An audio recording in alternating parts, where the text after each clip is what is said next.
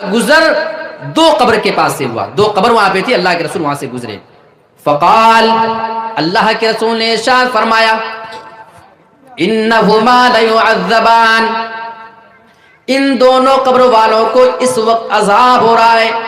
آپ کو وحی کے ذریعے، جبرائیل امین کے ذریعے بتا دیا گیا ان دونوں قبر والوں کو عذاب ہو رہا ہے. وما يعذبان فی کبیر، اور ان دونوں لوگوں کو کسی بہت بڑے گناہ کی وجہ سے عذاب نہیں مل رہا ہے. یہاں پہ ایک نکتہ ہے، اللہ کے رسول فرماتے ہیں ان دونوں لوگوں کو عذاب ہو رہا ہے، دونوں کو الگ الگ کام کی وجہ سے عذاب ہو رہا ہے. اب ظاہر سی بات ہے، جس کام کی وجہ سے عذاب ہوتا ہو، کیا وہ کام چھوٹا ہو سکتا ہے؟ بالکل نہیں، وہ بڑا کام ہوگا جس کی بنا پہ عذاب ملے گا. لیکن اللہ کے رسول یہ کیوں فرما رہے ہیں کہ کوئی بہت بڑا معاملہ نہیں تھا، وہ کوئی بہت بڑا گناہ نہیں تھا.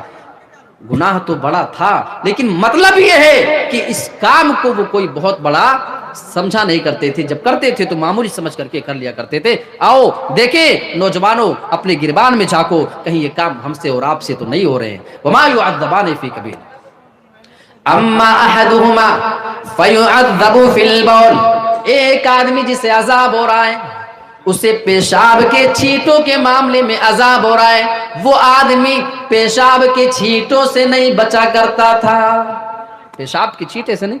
آج کل ہمارا نوجوان زپ کھولا، پیشاب کیا زپ ڈالا نکل گیا. پیشاب کے چھینٹے کیا آپ کے جسم پہ پڑے کہ نہیں پڑے؟ فیصلہ آپ کر لیں. قبر میں عذاب ہو رہا ہے، یہ حدیث بتا رہی ہے، اور اللہ کے رسول نے فرمایا اس کام کو لوگ معمولی سمجھ کر کے کرتے ہیں، حالانکہ قبر میں اس کی وجہ سے بھی عذاب ہوتا ہے.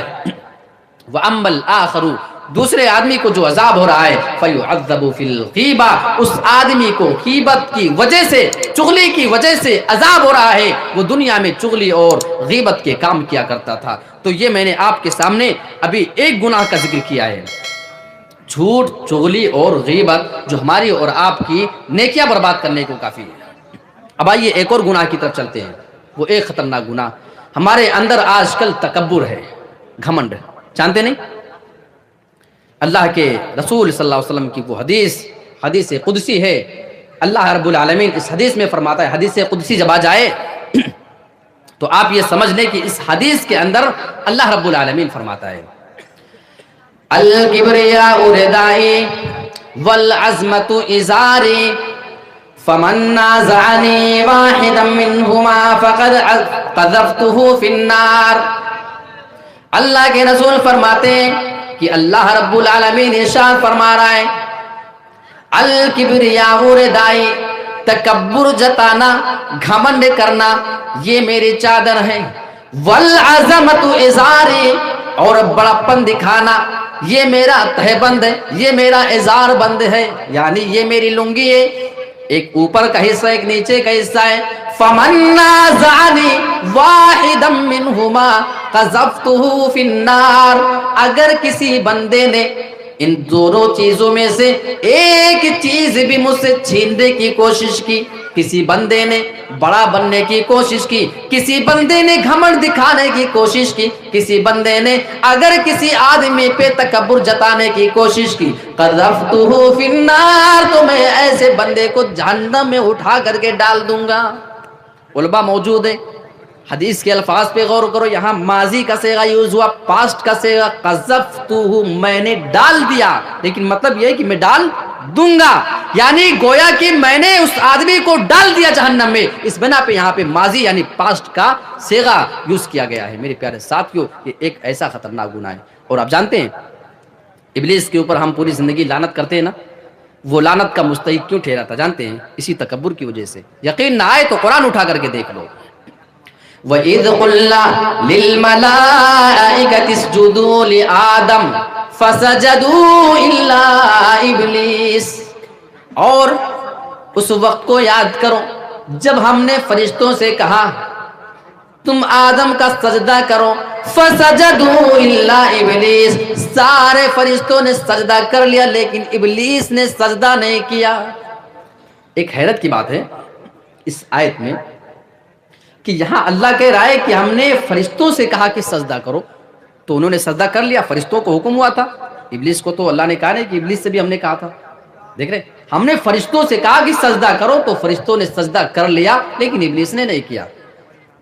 تو اس آیت میں ایک پوائنٹ یہ ہے کہ ابلیس اللہ کا اتنا پرہیزگار بندہ تھا, اتنا قریبی بندہ تھا کہ اس کا اٹھنا بیٹھنا رہنا سہنا فرشتوں کے ساتھ ہوتا تھا. حکم فرشتوں کو ہوا تو فرشتوں کے ساتھ وہ بھی شامل تھا اس میں. لیکن ابا واستکبر, یہی وہ تکبر ہے, اس نے انکار کر دیا, تکبر کیا, اس نے سجدہ کرنے سے انکار کر دیا. اللہ رب العالمین دوسری جگہ اسی کو اسے اس الفاظ میں ڈالتا ہے, میں نے اس سے سوال کیا ما منعک اللہ تسجد اذ امرتک, اے ابلیس جب میں نے تجھے حکم دے دیا تھا کیوں تو نے سجدہ نہیں کیا, کون سی چیز تجھے سجدہ کرنے سے روک رہی تھی؟ جانتے ہیں جواب کیا ملتا ہے؟ قال انا خیر منہ, ابلیس جواب دیتا ہے میں آدم سے بہتر ہوں, خلقتنی من نار وخلقتہ من طین, اے اللہ تو نے مجھے آگ سے پیدا کیا اور تو نے آدم کو مٹی سے پیدا کیا ہے, میں آدم سے بہتر ہوں, میں ان سے بیسٹ ہوں, اس لیے میں ان کا سجدہ نہیں کر سکتا ہوں. دلیل دیکھو کہاں سے ڈھونڈ کے لایا, دلیل بڑی زبردست لے کے آیا تھا. اس نے کہا کہ میں بہتر ہوں, دلیل یہ ہے کہ تو نے مجھے پیدا کیا. اچھا اس لفظ کو دیکھیے, اس کا ماننا تھا کہ اللہ تو نے ہی مجھے پیدا کیا ہے, میں کوئی اپنی طرف سے نہیں آیا ہوں, تو نے ہی مجھے پیدا کیا ہے. لیکن اس کے باوجود تکبر دیکھیے کس وجہ سے, میں بہتر ہوں, بس یہی تو, انا خیر منہ, میں آدم سے بہتر ہوں. آج یہی بات تمہارے اندر ہے, میں تجھ سے بہتر ہوں, تیری اوقات کیا ہمارے سامنے, وہی بات تو ہم بھی بول رہے ہیں جس بات کو ابلیس نے بول کر کے اپنے آپ کو ہمیشہ کے لیے جہنمی بنا لیا تھا, وہی آج ہم بولتے ہیں کہ ہم تجھ سے بہتر ہے, تیری ہمارے سامنے کیا اوقات ہے, ہم تجھ سے بیٹر ہے, تجھ سے بیسٹ ہے. اچھا اس کی دلیل پہ آئیے ذرا دیکھتے ہیں کہ اس نے کیوں کہا تھا کہ میں آدم سے بہتر ہوں, اور کیا واقعی ابلیس آدم سے بہتر تھا, یا یوں سمجھو کہ کیا واقعی آگ مٹی سے بہتر ہوتی ہے. آؤ اس کو پہلے ہم پروف کر لیتے ہیں, اس نے کیوں کہا تھا کہ میں بہتر ہوں. اس کی دلیل یہ تھی, آپ دیکھیں اس کو, وہ کوئی بیوقوف نہیں تھا, بہت سرکش بندہ تھا وہ. اس نے اس لیے کہا کہ آگ کی فطرت میں, غور سے سمجھیے گا اس کو, پوائنٹ کی بات ہے, آگ کی فطرت میں بلندی ہے. جب بھی آپ آگ جلائیں گے تو آپ دیکھیں گے کہ آگ اونچائی کو چڑھتی جاتی ہے, آگ کی فطرت میں بلندی پر چڑھنا ہے. جب بھی آپ آگ جلاؤ گے تو آگ اونچائی پر جاتی ہے, اور ابلیس آگ سے پیدا ہوا, یعنی اس کی دلیل یہ تھی کہ میری فطرت میں بلندی ہے, جھکنا نہیں ہے. دیکھ رہے, اور اللہ تو نے آدم کو مٹی سے بنایا ہے, مٹی آپ لیں, ایک ٹکڑا اتنا بڑا مٹی کو چھوڑ دیں, کہاں جائے گی؟ سیدھا سا جواب ہے, نیچائی کی طرف زمین پر جا کر کے گر جائے گی. آپ اس کو اوپر اچھال کر کے بھی پھینک دیں, دیکھو کتنی دور جاتی ہے, تھوڑی دور جائے گی, پھر زمین کی کشش اسے اپنی جانب کھینچ لے گی. یعنی معلوم یہ ہوا کہ مٹی کی فطرت میں پستی ہے, نیچائی ہے. یہ ثابت ہو گیا, اس سے بنا پہ اس نے کہا تھا کہ میں بہتر ہوں. پروف ہو گیا کہ نہیں؟ تو اس کی دلیل تو صحیح ہے نا, جو اس نے کہا تھا کہ انا خیر منہ, یہی دلیل دے رہا تھا اللہ کے سامنے. دیکھو کیسا بندہ, اس نے کہا کہ تو نے مجھے پیدا کیا, لیکن اس کے باوجود دلیل اللہ کے سامنے پیش کر رہا ہے. لیکن کیا اس کی یہ دلیل صحیح تھی, باطل تھی؟ آؤ اس کا جواب دیکھتے ہیں. اس کا جواب یہ ہے کہ اس کی دلیل باطل تھی, بے بنیاد تھی. آپ یہ جواب سن کر کے جانا آج. وہ اس طریقے سے آپ دونوں کا مقابلہ کراؤ, کون بہتر ہے کون نہیں بہتر ہے, دونوں کا مقابلہ کرانا ہوتا ہے. جیسے کرکٹ ٹیم میں, فٹ بال ٹیم میں, الگ الگ ٹیموں سے وہ کبھی جیتے تو ہم کسی ایک ٹیم کو آپس میں نہیں کہہ سکتے کہ یہ اس سے بہتر ہے, جب تک کہ آپس میں نہ بھیڑ جائیں. اگر مقابلہ کرانا ہے, کسی کو اچھا جاننا ہے, تو دو ٹیم کا مقابلہ کرا لو, جو ٹیم جیتے گی وہ اچھی ہے. یہی تو معیار ہے ہمارے اور آپ کے اچھا اور برا کہنے کا. تو ابھی آگ اوپر چلی جائے, مٹی نیچے چلی جائے, یہ اس بات کی دلیل نہیں ہے کہ آگ بہتر ہے مٹی کمتر ہے, بلکہ اگر دیکھنا ہے تو دونوں کا آپس میں کمپیر کر لو, دونوں کو آپس میں بھیڑا لو, یہاں جو بازی مارے, جو جیت جائے وہ بہتر ہے. آؤ اسے ہم اپنے سامنے دیکھنے کی کوشش کرتے ہیں. آپ کے سامنے مٹی کا ڈھیر, زیادہ دور نہیں, یہ مٹی کا بہت ڈھیر ہے, دیکھ لیجئے, ہے نہیں ہے. آپ اس پر ماچس سلائی لا کر کے جلاؤ، ذرا آگ لگاؤ، کوئی اس پر کیمیکل، پیٹرول، ڈیزل، مٹی کا تیل، سائیڈ سے کوئی چیز نہیں ڈالنا جس کی وجہ سے آگ اس کو پکڑ لے، نہیں، صرف مٹی ہو، صرف آگ ہو، آپ جلاتے رہو۔ کتنا بج رہا ہے ٹائم؟ 1 بج رہا ہے لگ بھگ، صبح ہو جائے گی، دوپہر ہو جائے گی، شام ہو جائے گی، لیکن وہ آگ اس مٹی کو نہیں جلا پائے گی۔ 2 دن، ہفتے تک جلاتے ہوئے رہ جاؤ، آپ تھک جائیں گے، پورا گاؤں آپ کا، پورا محلہ آپ کا جلاتا رہے گا، صرف آگ اگر مٹی کو جلانا چاہے تو نہیں جلا سکتی ہے۔ معلوم ہوا کہ آگ مٹی کو نہیں جلا پائے گی، لیکن اگر کہیں پہ آگ لگ جائے، ابھی یہیں پہ آگ جلا لو تھوڑی سی، اور اتنی سی مٹی اٹھا کے آگ پہ اوپر ڈال دو، آگ بجھ جائے گی کہ نہیں بجھے گی؟ آپ بتائیں، اب آپ جاگ رہے ہیں کہ نہیں؟ سب ہوش میں ہے نا؟ آگ جلاؤ، اور آگ جلانے کے بعد آپ اتنی سی مٹی، جتنی آگ ہو اس کے حساب سے مٹی، ایسا نہیں کہ بہت آگ ہو تو تھوڑی سی مٹی ڈالو گے تو کہاں بجھے گی، برابر ہونا چاہیے نا، جتنی آگ ہو اتنی مٹی اٹھا کر کے ڈال دو، ابھی دیکھو آگ 1 منٹ کے اندر بجھ جائے گی۔ اور یہ کیا، آپ پیٹرول پمپ پہ تو دیکھو، وہاں پہ بالو اور مٹی رکھے ہوئے ہوتے ہیں بیکٹ کے اندر، بالٹی کے اندر، کیوں؟ کبھی آگ لگ جائے تو اس سے آگ کو بجھا دینا۔ معلوم ہوا کہ پیٹرول پمپ پر بھی اگر آگ لگ جائے تو اس کو مٹی بجھا سکتی ہے، مٹی اس کو کنٹرول میں لا سکتی ہے۔ تو آپس میں جب مقابلہ کرتے ہیں تو معلوم یہ ہوتا ہے کہ آگ بہتر نہیں ہے، آگ مٹی کو نہیں جلا سکتی ہے، لیکن مٹی اکیلے آگ کے اوپر کنٹرول پالے گی، اس کو دبا دے گی۔ اس سے معلوم ہوتا ہے کہ مٹی بہتر ہے، آگ بہتر نہیں ہے۔ تو اس سے معلوم ہوتا ہے کہ آدم بہتر تھے، ابلیس بہتر نہیں تھا۔ یہ میں نے آپ کے سامنے اس قرآن مجید کی وضاحت کرنے کی کوشش کی ہے۔ تو کیوں وہ گمراہ ہوا تھا؟ اس نے تکبر کیا تھا، اسی بنا پہ کہتے ہیں اول من قاس ابلیس، سب سے پہلے جس نے قیاس کیا وہ یہی ابلیس تھا۔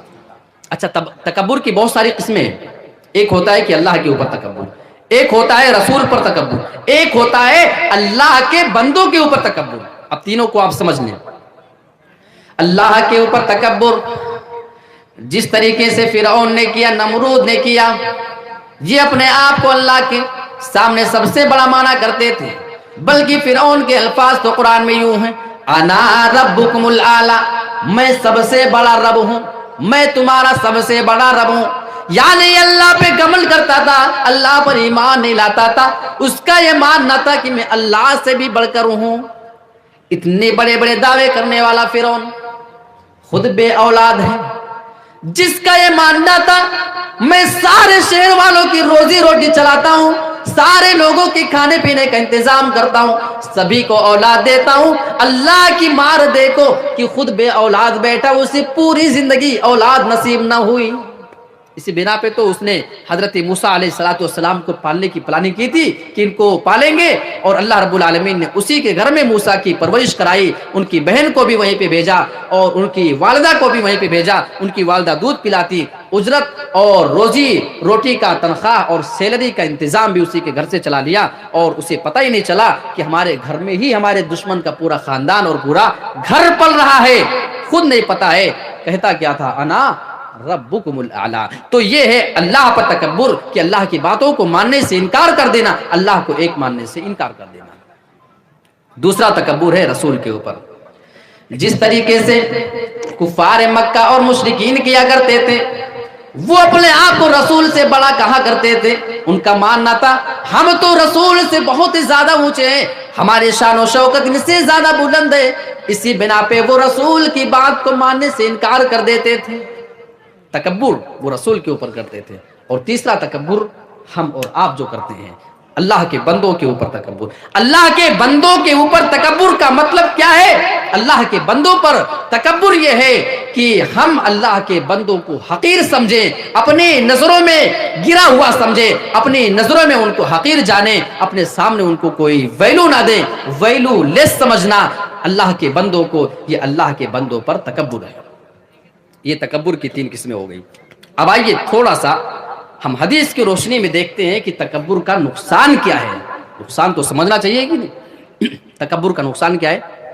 اللہ کے رسول کی زبان سے آپ سنیے، اللہ کے رسول کی حدیث کی روشنی میں، لا يدخل الجنة من كان في قلبه مثقال ذرة من كبر۔ ایسا آدمی جنت میں نہیں جائے گا جس آدمی کے دل میں ذرے کے برابر بھی تکبر ہوگا، گھمنڈ ہوگا، کبر ہوگا، ایسا آدمی جنت میں نہ جائے گا۔ کیا یہ حدیث ہمارے اور آپ کے لیے نہیں ہے؟ کیا یہ حدیث ابھی اپنے آپ سے تکبر نکالنے کے لیے کافی نہیں ہے؟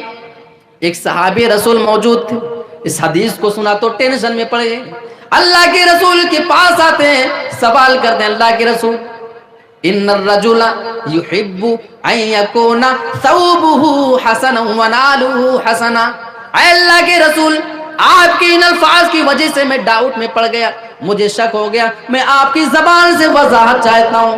اللہ کے رسول نے فرمایا کہ بولو کیا ہے؟ کہنے لگے اللہ کے رسول ایک آدمی ہوتا ہے وہ چاہتا ہے کہ اچھا کپڑا پہنا کرے، اچھے جوتے پہنے، وہ چاہتا ہے کہ اس کے کپڑے اچھے ہوں، جوتے اچھے ہوں، تو کیا یہ تکبر ہے؟ کیا یہ گھمنڈ ہے؟ اللہ کے رسول نے فرمایا میرے ساتھی تم نے تکبر کا مطلب ہی نہیں سمجھا ہے۔ آپ جواب دیتے ہیں ان اللہ جمیل یحب الجمال، اللہ رب العالمین خوبصورت ہے، وہ خوبصورتی کو پسند کرتا ہے۔ اچھے کپڑے پہن لو، اچھے جوتے پہنو، یہیں سے یہ ثابت ہو گیا اگر ہم اچھے لباس پہنتے ہیں، اچھی گھڑی پہنتے ہیں، اچھی شیروانی، اچھی صدری، جو آپ کی اچھی پسند ہے آپ اسے شوق سے استعمال کریں، وہ تکبر میں نہ آئے گا۔ بہت سے لوگ ڈاؤٹ بھی پڑ سکتے ہیں اس حدیث کو سننے کے بعد، تو وہ شک آپ کی ذہن سے دور ہو گیا ہوگا۔ پھر تکبر کہتے کس کو ہیں؟ اللہ کے رسول نے فرمایا الکبر بطر الحق وغمت الناس، تکبر یہ ہے کہ حق بات کو ٹھکرا دیا جائے، حق بات آئے ماننے سے انکار کر دیا جائے، وغمت الناس اور لوگوں کو حقیر سمجھنا، لوگوں کو گرا ہوا سمجھنا، یہ دو چیزیں تکبر میں آتی ہیں۔ تو تکبر کا نقصان یہ ہے کہ آدمی جنت کے اندر نہیں جائے گا اگر اس کے اندر تکبر ہے۔ دو صحابی آپس میں بات کر رہے تھے، ایک حضرت عبداللہ بن عمر اور ایک حضرت عبداللہ بن عمرو بن عاص رضی اللہ تعالیٰ عنہما، یہ دونوں آپس میں بات کر رہے تھے، اور بات کرنے کے بعد تھوڑی دیر کے بعد حضرت عبداللہ بن عمرو بن عاص اٹھ کر کے چلے گئے۔ اس کے بعد حضرت عبداللہ بن عمر رونا شروع کر دیتے ہیں۔ ان سے سوال کیا گیا تم کیوں رو رہے ہو؟ رونے کی وجہ کیا ہے؟ جواب دیتے ہیں حضرت عبداللہ بن عمرو بن عاص میرے سامنے ایک حدیث بیان کر کے گئے، جس آدمی کے سینے کے اندر، اس کے دل کے اندر رائی کے دانے کے برابر بھی گھمنڈ ہوگا، تکبر ہوگا، کبہ اللہ بوجہہ فی النار، اللہ رب العالمین ایسے بندے کو اودے منہ کے بل گھسیٹ کر کے جہنم میں ڈال دے گا۔ اس حدیث کو سننے کے بعد میں رو رہا ہوں۔ غور سے سنیے میرے ساتھیو، ہمارے اور آپ کے اندر بھی تکبر ہوتا ہے، اور یہ تکبر الگ الگ وجہ سے ہو سکتا ہے۔ کبھی آپ کے پاس پیسہ زیادہ ہے تو آپ غریب کو حقیر سمجھتے ہیں، آپ اس پر تکبر کرتے ہیں۔ کبھی آپ زیادہ اسمارٹ ہیں تو جو آپ کے سامنے خوبصورت نہیں نظر آتے آپ ان پہ تکبر کرتے ہیں۔ کبھی آپ اپنی باڈی ہائٹ کے اوپر، کمزوروں کے اوپر تکبر کرتے ہیں۔ یہ تکبر کی الگ الگ قسمیں، کبھی آپ خاندان اور جاہ و نسب کی بنا پہ تکبر کرتے ہیں، کوئی نیچے خاندان کا ہے آپ اس کو گرا ہوا سمجھتے ہیں۔ تکبر کوئی بھی ہو، ہر قسم کا تکبر حرام ہے، اور یہ جہنم میں لے جانے کا سبب بن سکتا ہے ہمارے اور آپ کے لیے۔ ایک اور نقصان، اللہ کے رسول صلی اللہ علیہ وسلم نے ارشاد فرمایا کہ تکبر کرنے والا قیامت کے دن اس حال میں آئے گا کہ اس کی شکل تو انسانوں کی ہوگی، شکل انسانوں جیسی ہوگی، لیکن اس کی جو باڈی ہوگی نا، اس کا جو جسم ہوگا وہ چونٹی کی طریقے سے بالکل معمولی بنا دیا جائے گا اور اس شکل میں آئے گا۔ اس آدمی کو ہر طرف سے وہ برائی ڈھانپ لے گی جو کیا کرتا تھا، اس بندے کو ہر طرف سے ذلت ڈھانپ لے گی، وہ بندہ بڑا پشیمان ہوگا، اپنے گناہوں میں ڈوبا ہوا ہوگا تکبر کو لے کر کے، اور ایسے بندے کو بولس نام کے جیل میں ڈالا جائے گا، ایک خاص قسم کی جیل بولس نام کی ہوگی جہنم میں، اس آدمی کو ڈالا جائے گا جو بندہ دنیا کے اندر تکبر کیا کرتا تھا۔ اور اللہ کے رسول فرماتے ہیں یہ آگے کا منظر تو ہمارے تصور سے بھی بالا ہے، میرے پیارے ساتھیوں، اللہ کے رسول فرماتے ہیں اور اس آدمی کو جہنمیوں کی پیپ اور مواد پلایا جائے گا۔ پیپ جانتے ہیں، انسان کے پھوڑے پھنسی ہوتے ہیں، وہاں سے جو گندا پانی نکلتا ہے، جو مواد نکلتا ہے، جو پیپ نکلتا ہے، آپ کو دنیا میں دے دیا جائے پینے کے لیے، پوری دنیا آپ کے سامنے رکھ دی جائے، اللہ کی قسم آپ اس پیپ کو پینا گوارا نہ کریں گے۔ وہ تو دنیا کا ہے، وہاں سارے جہنمیوں کی پیپ اور مواد کو تکبر کرنے والے کے سامنے لا کر کے رکھ دیا جائے گا۔ جب پیاس لگے گی اسی کو پینا پڑے گا، مجبوراً پینا پڑے گا، نہیں پیو گے تو اس کو زبردستی پلایا جائے گا۔ یہ ہے تکبر کی سزا۔ اچھا، تکبر کی مختلف صورتیں بھی آئیے ذرا دیکھ لیتے ہیں۔ تکبر کیسا کیسا ہو سکتا ہے؟ ایک ہوتا ہے اکڑ کر کے چلنا، ہوتے نہیں کچھ لوگ جو بڑے سینہ تان کر کے اکڑ کر کے ایسا چلتے ہیں، معلوم ہوتا ہے کہ زمین کو ہی پھاڑ دیں گے، حالانکہ زمین پھاڑ نہیں سکتے ہیں، لیکن ایسا لگتا ہے ان کی چال کو دیکھ کر کہ زمین ان کے چلنے سے پھٹ جائے گی۔ اکڑ کر کے چلنا یہ تکبر ہے۔ اللہ کے رسول فرماتے ہیں پچھلے زمانے میں ایک آدمی اپنی چادروں کو لٹکا کر کے تکبر کے انداز میں چل رہا تھا، گھمنڈ بھرے انداز میں چل رہا تھا۔ اللہ رب العالمین نے اسے زمین میں دھسا دیا اور قیامت کے دن تک وہ آدمی زمین کے اندر دھستا چلا جائے گا۔ یعنی تکبر کرنے کی وجہ سے اللہ نے اس کو زمین میں دھسا دیا۔ اب اگر ہمیں نہیں دھساتا ہے تو اس کا یہ مطلب نہیں ہے، آپ کو اگر تکبر کی وجہ سے اللہ دنیا میں نہیں پکڑتا ہے، اس کا یہ مطلب نہیں کہ آپ اچھا کام کر رہے ہیں، آپ کا کام اللہ کی نظر میں اچھا ہے، ہو سکتا ہے اس کی یہ سزا اللہ آپ کو قیامت کے دن دینا چاہتا ہے۔ اور دوسری چیز تکبر میں جو آتا ہے، سن لیجئے، اپنے پینٹ اور ٹخنے کو، پینٹ اور پیجامے جنس وغیرہ کو اپنے ٹخنے سے نیچے لٹکانا، یہ تکبر ہے، یہ تکبر ہے۔ المسبل ازار، اللہ کے رسول صلی اللہ علیہ وسلم وہ حدیث میں بیان کر چکا ہوں، صرف یہاں پہ اشارہ کر دیتا ہوں کہ یہ کام تکبر میں آتا ہے۔ اپنے ٹخنے کو اس کے نیچے لٹکانا، ٹخنے سے نیچے کپڑے کو لٹکانا، یہ تکبر میں آتا ہے۔ تو کتنی چیزیں ہو گئی؟ ایک ہو گیا اکڑ کر چلنا، اور ایک ہوتا ہے ٹخنے کے نیچے کپڑے کو لٹکانا، یہ بھی تکبر میں شامل ہے۔ اسی طریقے سے اپنے سے کمتر لوگوں کو حقیر سمجھنا، گرا ہوا سمجھنا، یہ بھی تکبر میں شامل ہے۔ الگ الگ صورتیں ہوتی ہیں تکبر کی، جس قسم کا بھی وہ تکبر ہو، ہر تکبر اسلام کے اندر حرام ہے اور اس کی سزا ہے۔ اگر وہ سزا اس لائق ہوئی کہ آپ جہنم میں جا سکیں تو آپ کو جہنم میں بھی اس کام کی وجہ سے جانا پڑ سکتا ہے۔ اللہ کے رسول کی زندگی کو آپ دیکھ لیں، تعجب ہوتا ہے نا، ہمارے رسول کی زندگی اتنی سادہ تھی، اتنی سادگی والا رسول ہم نے پایا، کیا اس کی امت کو شوبہ دیتا ہے کہ وہ تکبر کرے؟ اگر تکبر کرنا ہوتا تو رسول نے کر لیا ہوتا۔ ہمارے رسول کا معاملہ یہ، آپ اپنے صحابہ میں بیٹھے ہوتے تھے، آپ کو دور سے آنے والا پہچان ہی نہیں پاتا تھا کہ کون محمد ہے صلی اللہ علیہ وسلم۔ کبھی کوئی باہر سے آتا ملنے کے لیے محمد رسول اللہ سے ملاقات کرنے، سارے صحابہ کے درمیان آپ اس انداز میں رہا کرتے تھے، وہ سامنے والا آپ کو دیکھ کر پہچان نہیں پاتا۔ دلیل کے طور پہ ایک واقعہ آپ کو بتا دوں، اللہ کے رسول ایسے سادہ انداز میں چلا کرتے تھے، ایسا لباس پہنا کرتے تھے، آپ کی انداز گفتگو، آپ کا انداز گفتگو ایسا ہوا کرتا تھا، سامنے والے کو ذرہ برابر بھی احساس نہیں ہوتا تھا کہ یہ رسول اللہ ہیں، جبکہ آپ اللہ کو چھوڑ کر کے اس پوری دنیا میں سب سے زیادہ عظیم ہستی ہیں۔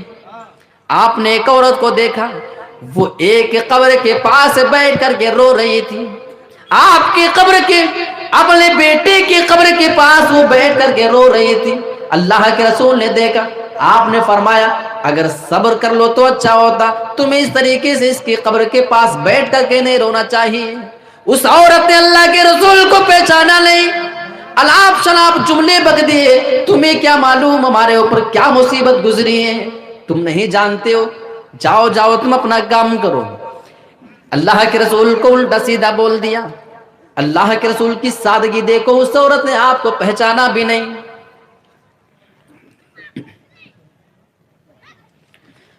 اس کے بعد صحابیوں نے بتایا، کیا تم جانتی ہو تم نے یہ الفاظ جس آدمی کے لیے کہے وہ اللہ کے رسول تھے. عورت نے سنا کیا اللہ کے رسول تھے؟ ہم نے تو دیکھا نہیں، آج تک ان کو ہم نے اپنی نظروں سے نہیں دیکھا تھا، اور اتنے سادہ کہ ہم نے ان کو دیکھ کر کے بھی نہیں پہچانا. میں تو برباد ہو گئی، میں رسول اللہ کے بارے میں ایسے الفاظ کہاں سے بول گئی. اللہ کے رسول کے گھر کے پاس آتی ہے ایڈریس پوچھ کر کے، اسے لگ رہا تھا کہ اللہ کے رسول کے پاس جاؤں گی، گھر کے پاس درباری ملیں گے، پولیس والے ملیں گے، گیٹ کھلے گا، پھر اندر انٹری ہوگی، ہمیں بلایا جائے گا. یوں وہ سوچ رہی تھی. اللہ کے رسول کے پاس جاتی ہے، کہنے لگی اللہ کے رسول کے پاس جا کر کے دیکھا فلم تجد عند الباب، اور اس نے دروازے کے پاس کوئی بھی نگراں نہیں پایا، کوئی بھی درباری نہیں پایا. اللہ کے رسول سے ملاقات کی، اللہ کے رسول پہچانا نہیں، معاف کر دیجئے میں نے آپ کو پہچانا نہیں، آپ ایسے سادے انداز میں ہمارے پاس آئے، میں آپ کو دیکھ کر کے پہچان نہیں سکی. اور اللہ کے رسول جناب محمد رسول اللہ کی سادگی کا عالم تو یہ تھا، اللہ کے رسول اتنے زیادہ سادہ لباس پہنا کرتے، اور آپ کا حال یہ تھا آپ کھجور کی چٹائی پر لیٹ جایا کرتے تھے. ایک بار حضرت عبداللہ ابن مسعود دیکھتے ہیں، کہنے لگے اللہ کے رسول آپ سو جاتے ہیں، آپ کی پیٹھ کے اوپر آپ کے پہلو میں اس چٹائی کے نشان پڑ چکے ہیں. لَوِ اتَّخَذْنَا لَكَ وِطَاءً یا رسول اللہ، اے اللہ کے رسول کیا ہم آپ کے لیے نرم و گرم بستر کا انتظام نہ کریں؟ یہ یہود و نصارہ اتنا اچھا اچھا پہنتے ہیں. اللہ کے رسول جواب دیتے ہیں مالی ولی دنیا، اے عبداللہ ابن مسعود مجھے دنیا سے کیا لینا دینا ہے؟ ما انا فی الدنیا الا کراکب، میں تو دنیا میں گھڑ سوار کی مانند ہوں. استظل تحت شجرۃ راحا ثم ترکا، میں اس گھڑ سوار کی طرح ہوں جو کسی سائے دار درخت کے نیچے لیٹ جاتا ہے، تھوڑی دیر آرام کرتا ہے، پھر وہ وقت ہونے پہ وہاں سے نکل جاتا ہے. مجھے بھی ایک مسافر سمجھو، میں بھی ایک مسافر ہوں، دنیا میں ہمیشہ رہنے نہیں آیا ہوں، میرے لیے نرم و گرم بستر کے انتظام کی ضرورت نہیں ہے. یہ ہمارے رسول کی زندگی ہے. ہمارے رسول زمین پر بیٹھ کر کے کھانا کھایا کرتے تھے. ہمارے رسول اپنے ہاتھ سے اپنے کپڑے بھی صاف کر لیا کرتے تھے. ہمارے رسول ایسے ایسے صحابہ کے سامنے بھی اٹھا بیٹھا کرتے تھے جو سماج اور معاشرے میں سب سے زیادہ غریب مانے جاتے تھے. اور آج ہمارے پاس اگر تھوڑی سی دولت آ جائے تو ہم غریب لوگوں کو اپنے پاس بیٹھنے دینا گوارا نہیں کرتے ہیں. میرے پیارے ساتھیوں، وقت ہو چکا ہے، پرچی مجھے مل چکی ہے، مجھے معلوم ہے وقت کا خیال کرنا انتہائی ضروری چیز ہے. میں نے چاہتا کہ میں آپ کا مزید وقت دوں، اور ہمارے بعد بھی آپ کے ایک بنگلہ خطیب ہیں، ان کو بھی آپ کے سامنے خطاب کرنا ہے، بہت دور سے آپ کے سامنے آئے ہوئے ہیں، نہایت ہی بہترین خطیب، ان کو بھی آپ سنیں. آئیے اللہ رب العالمین سے ہم دعا کریں. ارادہ تو تھا کہ اور بھی بہت سارے گناہوں کی طرف رہنمائی کریں گے، لیکن میں صرف دو